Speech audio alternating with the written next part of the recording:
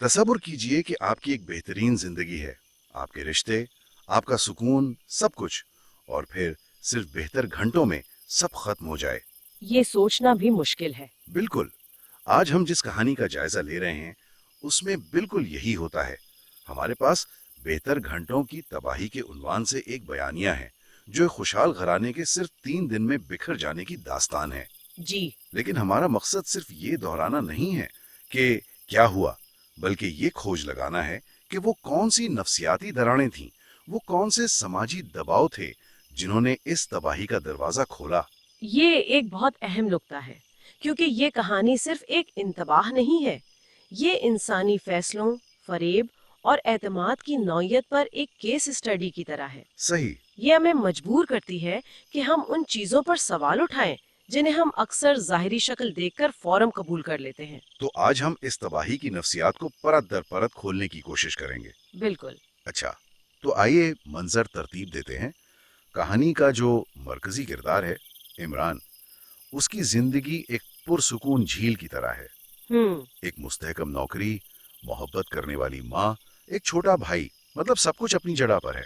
जी, ये सुकून बहुत अहम है, क्योंकि इससे हमें अंदाजा होता है कि उसने आखिर खोया क्या। बिल्कुल। बयानिया उस इब्तिदाई सुकून को एक बेसलाइन के तौर पर कायम करता है। और इस तूफान का मुहर्रिक एक बहुत ही आम ख्वाहिश बनती है, इमरान की माँ की अपने बेटे की शादी देखने की ख्वाहिश। यहीं से कहानी का पहला पत्थर पानी में गिरता है। और वो पत्थर थी हिना। जी है ना। कहानी में उसकी आमद को बड़ी तफसील से बयान किया गया है। मासूम चेहरा, झुकी हुई निगाहें, धीमा लहजा, वो पहली नजर में सबको भा जाती है। और फिर वो फैसला होता है जो हर चीज की बुनियाद बनता है। माखज़ में लिखा है, ज्यादा सवाल जवाब नहीं हुए, ज्यादा तहकीक नहीं की गई, बस एक मुलाकात। सिर्फ एक मुलाकात में निकाह तय हो गया। ये सिर्फ जल्दबाजी थी या इसके पीछे कुछ और भी था? ये एक बेहतरीन सवाल है।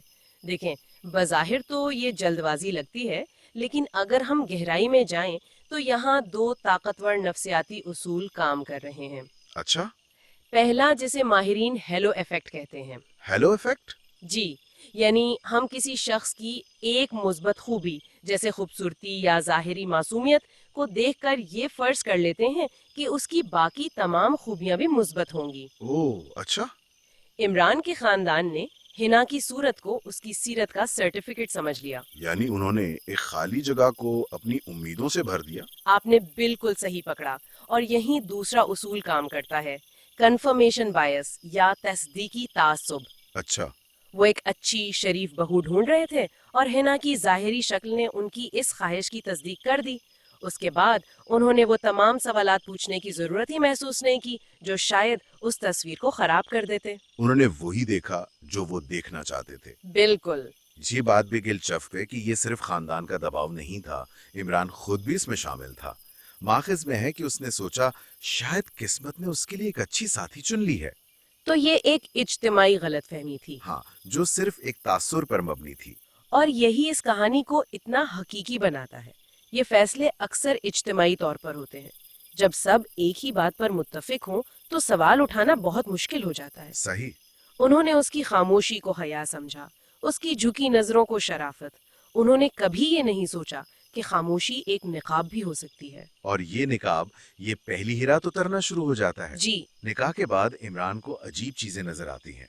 हिना का आईने के सामने देर तक खड़े होकर खुद से बातें करना, आधी रात को सरगोशियां करना।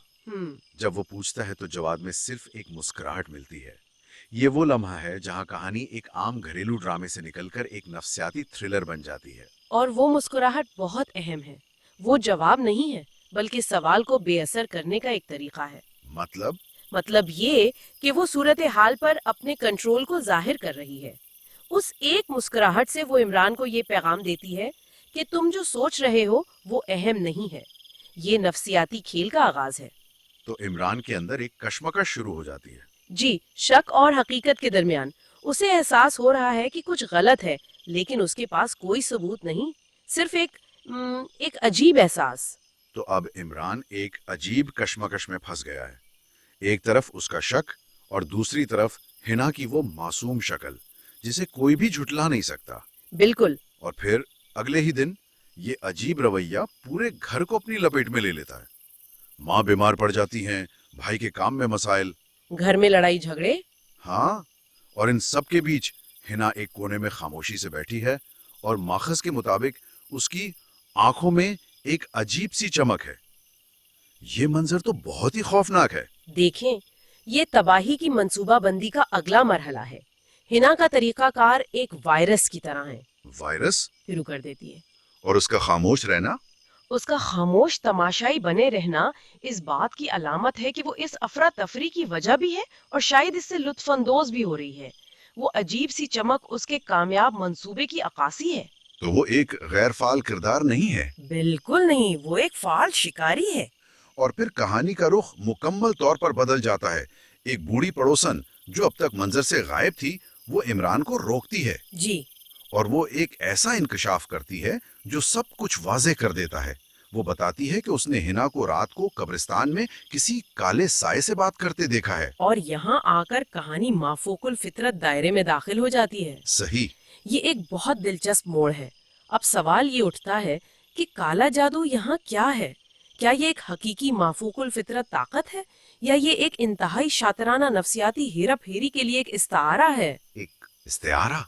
हाँ, मतलब एक ऐसी हेरा फेरी जो इतनी शदीद है कि मुतासिरा अफराद को जादू की तरह महसूस होती है। कहानी हमें दोनों रास्ते दिखाती है, लेकिन नतीजा एक ही है। एक खानदान मुकम्मल तौर पर बिखर गया। और इस पड़ोसन का किरदार भी बहुत अहम है ना? बहुत अहम। वो बाहर की आंख है, वो उस निजाम का हिस्सा नहीं, इसलिए वो इस बेकायदगी को देख सकती है जिसे घर वाले नजरअंदाज कर रहे थे। इस इंकशाफ के बाद जब इमरान तहकीक करता है तो उसे पता चलता है कि हिना ये खेल पहले भी 2 घरों में खेल चुकी है। जी, ये उसका तरीका था। और फिर कहानी में वो जुमला आता है जो सबसे ज्यादा चौंका देने वाला है। शादी उसका हथियार था। ये सोच ही खौफनाक है कि मोहब्बत और एतमाद के रिश्ते को तबाही के आले के तौर पर इस्तेमाल किया जाए। ये जुमला हिना को एक आम विलन से कहीं ज्यादा खतरनाक बना देता है। वो बाहर से हमला नहीं करती, वो दरवाजे से अंदर आती है, आपका एतमाद जीतती है और फिर आपके घर को अंदर से खोखला कर देती है। ये तो समाजी ढांचे पर एक हमला है। बिल्कुल, वो माशरे के सबसे मुकद्दस इदारों में से एक को अपने शिकार के लिए इस्तेमाल करती है। ये उसके किरदार की संजीदगी और मंसूबाबंदी की गहराई को जाहिर करता है। और फिर अंजाम? जैसे ही बेहतर घंटे मुकम्मल होते हैं, हिना उसी खामोशी से गायब हो जाती है जिस खामोशी से वो आई थी। कोई वजाहत नहीं, कोई लड़ाई नहीं, कुछ भी नहीं, बस एक खालीपन छोड़ जाती है और अपने पीछे छोड़ जाती है एक बीमार माँ, परेशान भाई और एक टूटा हुआ इमरान। कहानी का इख्तिताम इमरान के अपने अल्फाज पर होता है। मैंने शक्ल देखी, सीरत नहीं देखी। मैंने जल्दी की और सिर्फ बेहतर घंटों ने मेरी पूरी जिंदगी बदल दी। बेहतर घंटों का ये वक्त तबाही की रफ्तार को जाहिर करता है। ये कोई आहिस्ता आहिस्ता जहर फैलाने वाला अमल नहीं था, बल्कि एक तेज और मोहलिक हमले की तरह था। और उसका खामोशी से चले जाना? उसका खामोशी से चले जाना उसके मिशन के मुकम्मल होने का ऐलान है। ये इतना ही ताकतवर है जितना उसका आना था। इमरान का आखिरी जुमला बज़ाहिर तो कहानी का सबक लगता है, लेकिन मेरे ख्याल में असल सबक इससे भी गहरा है। अच्छा, तो इन सब बातों का क्या मतलब निकलता है? क्या ये सिर्फ इतनी सी बात है कि शादी से पहले तहकीक करनी चाहिए, या इसमें कोई बड़ा पैगाम छुपा है? मेरे ख्याल में असल पैगाम इस सवाल में छुपा है जो माखज में भी उठाया गया है।